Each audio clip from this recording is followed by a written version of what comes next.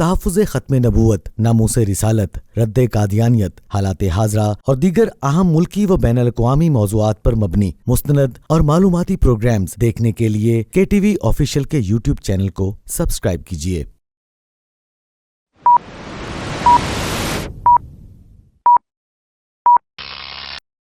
السلام علیکم، views on line کے ساتھ میں ہوں حسن رانا۔ آج کا پروگرام نہایت اہم ہے اور آج کے پروگرام میں آپ کے سامنے غدار پاکستان اور انتہائی متشدد قادیانی شخص عبدالسلام قادیانی سے متعلق ثبوتوں کے ہمراہ وہ حقائق پیش کرنے جا رہا ہوں جن کو دیکھنے اور سننے کے بعد آپ کو یہ اندازہ ہوگا کہ کس طرح قادیانی نیٹ ورک اپنے سہولت کاروں کے ذریعے سے نہ صرف اسلام بلکہ ہمارے پیارے ملک پاکستان کو کمزور کرنے اور ٹکڑے ٹکڑے کرنے کی سازشوں میں ملوث ہے۔ اس کے ساتھ ساتھ ہم آپ کے سامنے ان اشخاص، میڈیا اداروں اور مسلمانوں کے روپ میں چھپے قادیانی سہولت کاروں کی بھی نشاندہی کریں گے جو کہ بدترین قادیانیت نوازی کا مظاہرہ کرتے ہوئے اسلام، پاکستان اور نظریہ پاکستان کے خلاف اپنی سازشیں جاری رکھے ہوئے ہیں۔ قصہ کچھ یوں ہے کہ 4 مئی کو قائد اعظم یونیورسٹی جو کہ پاکستان کے دارالحکومت اسلام آباد میں واقع ہے، اس کی سائنس سوسائٹی نے اپنے فیس بک اکاؤنٹ کے ذریعے سے قائد اعظم یونیورسٹی میں بدنام زمانہ متشدد شخص عبدالسلام قادیانی کے نام سے 3 روزہ سائنس فیسٹیول کے انعقاد کا اعلان کیا۔ کے ٹی وی کی ٹیم کو جب بدنام زمانہ عبدالسلام قادیانی کے نام سے منعقد کیے جانے والے اس سائنس فیسٹیول کا علم ہوا تو میں نے ایک ویڈیو ولاگ کے ذریعے سے قائد اعظم یونیورسٹی کی انتظامیہ سے احتجاج کیا اور ان سے مطالبہ کیا کہ وہ اس سائنس فیسٹیول کا نام عبدالسلام قادیانی کے نام سے تبدیل کر دیں یا اس کو منسوخ کر دیں، اور پھر 16 مئی کو میں نے کے ٹی وی ٹیم اور عالمی مجلس تحفظ ختم نبوت اسلام آباد کے وفد کے ہمراہ vice chancellor Quaid Azam university سے اسلام آباد میں ملاقات کی اور وائس چانسلر صاحب کو مسلمانان پاکستان میں عبدالسلام قادیانی کے نام سے ہونے والے اس سائنس فیسٹیول کے بارے میں پائی جانے والی تشویش اور غم و غصے سے متعلق آگاہ کیا، اور اس سے متعلق کے ٹی وی اور عالمی مجلس تحفظ ختم نبوت اسلام آباد کی جانب سے 2 درخواستیں بھی جمع کروائیں، جس کے بعد اگلے دن یعنی 17 مئی کو قائد اعظم یونیورسٹی کی سائنس سوسائٹی کے فیس بک پیج پر اس سائنس فیسٹیول کو ملتوی کرنے سے متعلق پوسٹ سامنے آئی، جس کے بعد قادیانیوں، قادیانی نوازوں، لبرلز، سیکولرز اور قادیانی سہولت کاروں میں صف ماتم بچھ گیا، اور ہمیشہ کی طرح شرم و حیا سے آری اس قادیانی اور قادیانی نواز مخلوق نے سوشل میڈیا پر نہ صرف میری کردار کشی کی بلکہ بعض نام نہاد صحافتی اداروں نے میرا نقطہ نظر لیے بغیر قادیانیت نوازی کرتے ہوئے تعصب پر مبنی یک طرفہ خبریں بھی شائع کیں، جن میں سے ایک اخبار فرائیڈے ٹائمز ہے جو کہ اکثر اوقات قادیانیت نوازی میں پیش رہتا ہے۔ فرائیڈے ٹائمز کی انتظامیہ کو میں نے اس بدترین قادیانیت نوازی اور میرا موقف لیے بغیر خبر چلانے پر ایک ای میل کے ذریعے سے معافی مانگنے کا مطالبہ کیا، جس کا جواب آج تک اس نام نہاد قادیانی نواز صحافتی ادارے دی فرائیڈے ٹائمز نے نہیں دیا۔ قائد اعظم یونیورسٹی میں غدار پاکستان عبدالسلام قادیانی کے نام سے ملتوی یا منسوخ ہونے والے سائنس فیسٹیول اور اس سے پیدا ہونے والی صورتحال کے بعد اب ہم آپ کے سامنے ثبوتوں کے ہمراہ وہ حقائق پیش کرنے جا رہے ہیں جن کو سننے اور دیکھنے کے بعد نہ صرف قادیانیوں بلکہ قادیانی نوازوں اور سہولت کاروں میں ایک دفعہ پھر صف ماتم بچ جائے گا۔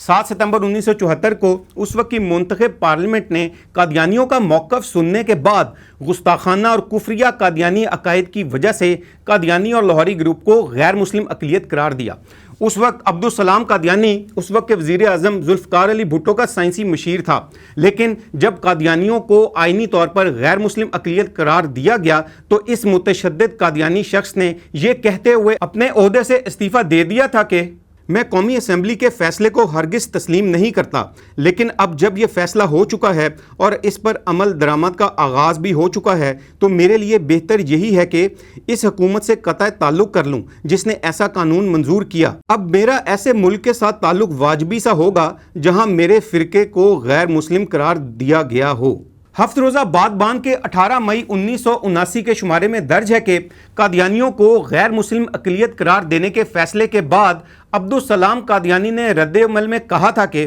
جو سلوک مسٹر بھٹو نے قادیانیوں سے کیا ہے اس پر میں یہی دعا کروں گا کہ نہ صرف مسٹر بھٹو بلکہ ان تمام کا بھی بیڑا غرق ہو جو اس فیصلے کے ذمہ دار ہیں۔ وزیر اعظم ذوالفقار علی بھٹو کے دور میں ایک سائنس تقریب کا انعقاد کیا گیا جس میں عبدالسلام قادیانی کو بھی دعوت دی گئی، مگر اس اسلام و پاکستان دشمن شخص نے اس تقریب میں شرکت کرنے سے انکار کرتے ہوئے کہا تھا کہ میں اس لعنتی ملک پر قدم نہیں رکھنا چاہتا جب تک آئین میں کی گئی ترمیم واپس نہ لی جائے۔ ہفت روزہ چٹان، لاہور، شمارہ 22 جون 1986۔ قادیانیوں اور قادیانی نوازوں کی جانب سے یہ بھی کہا جاتا ہے کہ عبدالسلام پہلا پاکستانی تھا جس کو نوبل انعام دیا گیا۔ یہاں میں آپ کو یہ بتاتا چلوں کہ عبدالسلام قادیانی کو یہ نوبل انعام مشترکہ طور پر دیا گیا تھا، جس میں کہ اس کے ساتھ 2 اور افراد بھی شریک تھے جن کے نام سٹیون وائنبرگ اور شیلڈن گلاشو ہیں، اور مختلف میڈیا رپورٹس کے مطابق شیلڈن گلاشو نے عبدالسلام قادیانی پر یہ بھی الزام لگایا ہے کہ عبدالسلام قادیانی نے نوبل انعام حاصل کرنے کے لیے اس کی تحقیق کو چرایا تھا۔ فزکس کے مشہور برطانوی پروفیسر نارمن ڈومبی بھی ایک ریسرچ پیپر میں یہ انکشاف کر چکے ہیں کہ عبدالسلام قادیانی کو ملنے والا نوبل انعام نوبل پرائز کمیٹی کے ارکان کے ساتھ عبدالسلام قادیانی کے قریبی تعلقات کا شاخسانہ تھا۔ اس کے ساتھ ساتھ پروفیسر ڈومبی نے اپنے ریسرچ پیپر میں یہ بھی انکشاف کیا ہے کہ عبدالسلام قادیانی نے ترقی پذیر ممالک کی سائنس ترقی کے نام پر حاصل کیے جانے والے وسائل کو نوبل پرائز کمیٹی کے ارکان کے ساتھ ذاتی تعلقات استوار کرنے کے لیے بھی استعمال کیا۔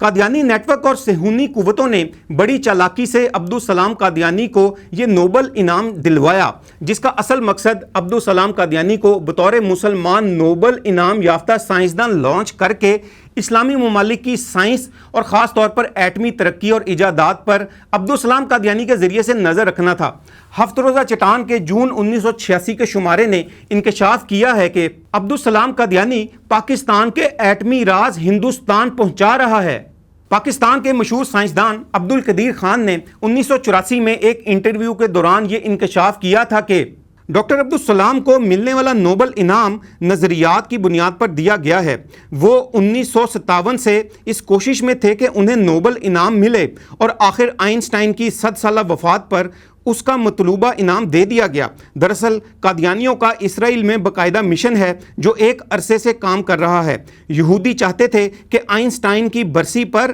اپنے ہم خیال لوگوں کو خوش کر دیا جائے، سو ڈاکٹر عبدالسلام قادیانی کو بھی اس انعام سے نوازا گیا۔ ہفت روزہ چٹان، لاہور، 6 فروری 1984۔ عبدالسلام قادیانی صرف غدار پاکستان ہی نہیں بلکہ یہ ایک شدت پسند قادیانی بھی تھا۔ نوبل انعام ملنے کے بعد سویڈش اخبار کو انٹرویو دیتے ہوئے عبدالسلام قادیانی نے کہا تھا کہ میں سب سے پہلے مرزا غلام احمد قادیانی کا غلام ہوں، پھر مسلمان ہوں اور پھر پاکستانی۔ اس کے بعد ڈاکٹر عبدالسلام نے اپنی سیاہ اچکن، سفید پگڑی اور پاؤں کے خامدار کڑھائی دار جوتے کی طرف اشارہ کرتے ہوئے کہا، میرا یہ لباس اولاً مرزا صاحب یعنی مرزا غلام قادیانی کی مطابقت میں ہے، ثانیاً پاکستانی ہونے کا ثبوت فراہم کرتا ہے۔ ہفت روزہ زندگی، لاہور، 14 جون 1990۔ عبدالسلام قادیانی تقریباً 30 سال تک قادیانی جماعت کے مجلس افتہ کے اہم عہدے پر بھی فائز رہا۔ قادیانی جماعت عبدالسلام قادیانی کو فرزند احمدیت کے نام سے پکارتی ہے۔ بات صرف یہیں ختم نہیں ہوتی۔ عبدالسلام قادیانی کے نوبل انعام ملنے کو قادیانی جماعت نے جھوٹے مدعی نبوت مرزا غلام قادیانی اور قادیانی جماعت کی حقانیت سے بھی تعبیر کیا۔ ہندوستان قادیان سے قادیانی جماعت کی عبدالسلام سے متعلق چھپنے والی ایک کتاب میں درج ہے کہ ان یعنی عبدالسلام قادیانی کے وجود سے بانی جماعت احمدیہ یعنی مرزا غلام قادیانی کی ایک عظیم الشان پیشگوئی پوری ہوئی تھی، جیسا کہ اس واقعے سے 80 سال پہلے مرزا غلام قادیانی نے خدا سے خبر پا کر اعلان کیا تھا کہ میرے فرقے کے لوگ اس قدر علم اور معرفت میں کمال حاصل کریں گے کہ اپنی سچائی کے نور اور اپنے دلائل اور نشانوں کی روح سے سب کا منہ بند کر دیں گے۔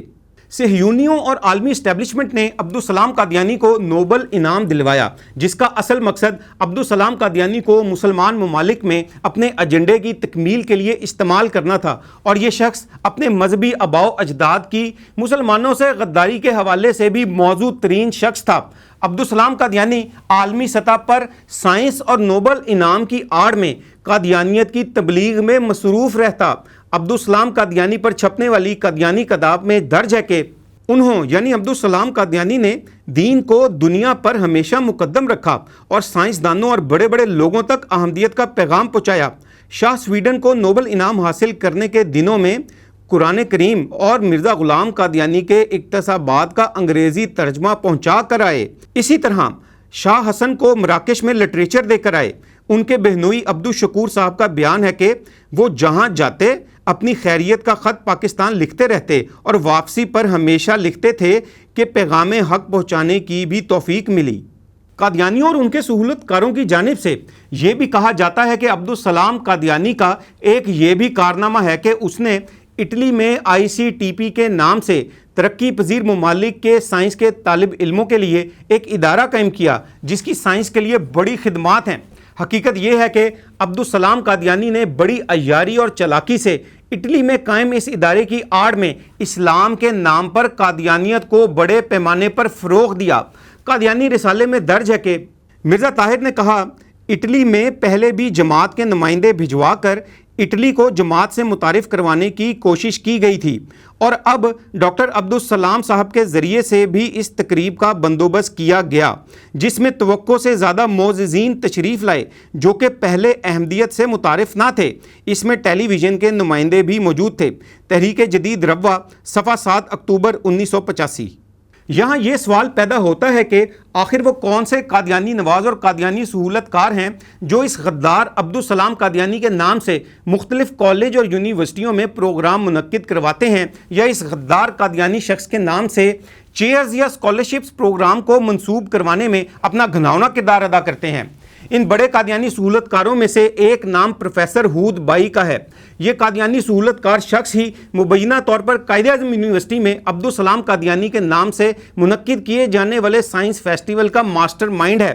قادیانی سہولت کار پروفیسر ہود بائی وہ شخص ہے جو کہ نہ صرف قادیانی نواز ہے بلکہ یہ شخص مبینہ طور پر پاکستان کے ایٹمی ہتھیاروں اور پاکستان مخالف سرگرمیوں میں بھی ملوث رہتا ہے، اور یہ شخص قائد اعظم یونیورسٹی کو قادیانیت نوازی کے ساتھ ساتھ پاکستان مخالف سرگرمیوں کے لیے بھی استعمال کرتا رہا ہے۔ 4 مئی 1998 کو روزنامہ خبریں میں اس تقریب کا شخص ہود بائی سے متعلق ایک خبر شائع ہوئی جس کے مطابق شعبہ مطالعہ پاکستان کے پروفیسر ڈاکٹر مسعود نے خبریں سے گفتگو کرتے ہوئے کہا کہ یہ اینٹی گروپ ان 4-5 لوگوں کا گروپ ہے جنہوں نے خود پر ایک ایسا خول چڑھا رکھا ہے کہ ان کے اصلی چہرے تک پہنچنا بہت مشکل ہے۔ اگر یہ لوگ محب وطن ہیں تو پھر ہود بائی کا BBC کو اینٹی پاکستان انٹرویو کس سلسلے کی کڑی ہے؟ ان لوگوں کے زیادہ تعلقات قادیانیوں سے ہیں۔ حکومت جانتے بوجھتے ہوئے بھی ایسے لوگوں کو کیوں کھلا چھوڑ رہی ہے؟ اس خبر میں آگے لکھا ہے کہ سہیل مقبول نے کہا کہ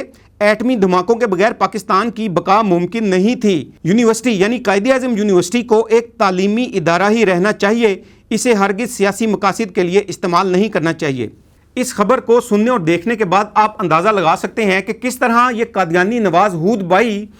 قائد اعظم یونیورسٹی کو قادیانیت نوازی اور پاکستان مخالف سرگرمیوں کے لیے استعمال کر رہا ہے۔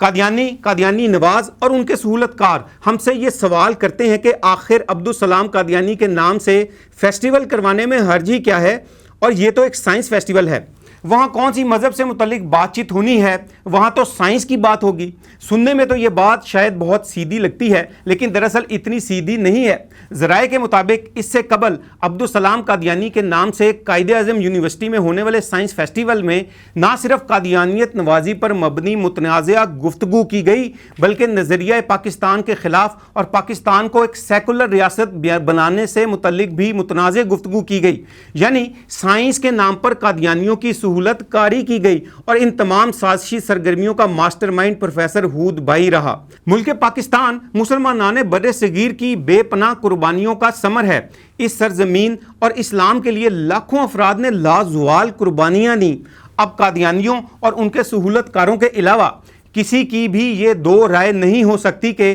پاکستان میں ہر چیز پر ترجیح اسلام اور نظریہ پاکستان کو حاصل ہے۔ اب کلمے کے نام پر بننے والے اس ملک میں دین و ملک دشمن عبدالسلام قادیانی کے نام سے فیسٹیول کا انعقاد کروانا ان لاکھوں مسلمانوں کی قربانیوں سے غداری تصور ہوگا جنہوں نے اس مملکت پاکستان کے لیے قربانیاں دیں۔ ہم ملک پاکستان میں ایک ایسے شخص کے نام پر سائنس فیسٹیول کیسے منعقد ہونے دے سکتے ہیں جس نے پاکستان کو لعنتی سرزمین قرار دیا ہو؟ ہم ملک پاکستان میں ایک ایسے شخص کے نام پر کیسے سائنس فیسٹیول منعقد ہونے دے سکتے ہیں جو کہ پاکستان کے آئین کا باغی ہو؟ ہم ملک پاکستان میں ایک ایسے شخص کے نام پر کس طرح سائنس فیسٹیول منعقد ہونے دے سکتے ہیں جس نے پاکستان کو لعنتی سرزمین قرار دیا ہو؟ ہم ملک پاکستان میں ایک ایسے شخص کے نام پر کیسے سائنس فیسٹیول منعقد ہونے دے سکتے ہیں جس نے پاکستان کے راز دشمنوں تک پہنچائے ہوں؟ اور ان سب سے بڑھ کر ہم ملک پاکستان میں ایک ایسے شخص کے نام پر سائنس فیسٹیول کیسے منعقد ہونے دے سکتے ہیں جو کہ نبی کریم صلی اللہ علیہ وسلم کی ختم نبوت کا باغی ہو، جس کی جماعت اور اس کے نزدیک نعوذ باللہ مرزا غلام قادیانی خود محمد رسول اللہ ہو، جن کے نزدیک قرآن دوبارہ جھوٹے مدعی نبوت مرزا غلام قادیانی پر اترا ہو، جن کے نزدیک جھوٹے مدعی نبوت مرزا غلام قادیانی کی باتیں حدیث ہوں، مرزا غلام قادیانی کے ساتھی صحابہ ہوں، مرزا غلام قادیانی کی بیوی ام المومنین ہو اور اس کے گھر والے اہل بیت اطہار ہوں، نعوذ باللہ۔ ہم بڑی اچھی طرح جانتے ہیں کہ ایک سازش کے ذریعے سے ہمارے بچوں کے قلوب و اذہان پر عبدالسلام قادیانی کی عزت و عظمت کو بٹھانے کی کوشش کی جا رہی ہے تاکہ ایسے غدار شخص کی عظمت ہماری نوجوان نسل میں بٹھا کر قادیانیت کے لیے راہ ہموار کی جائے اور قادیانیت کو نارملائز کیا جائے۔ سائیکولوجیکل وار کے ان حربوں کو ہم بہت اچھی طرح سے سمجھتے ہیں۔ تاریخی اعتبار سے جس طرح پہلے قادیانیت اور ان کے سہولت کاروں کو منہ کی کھانی پڑی، اسی طرح آئندہ بھی قادیانی سازشی گروہ کے ان حربوں کو ہم ناکام کرتے رہیں گے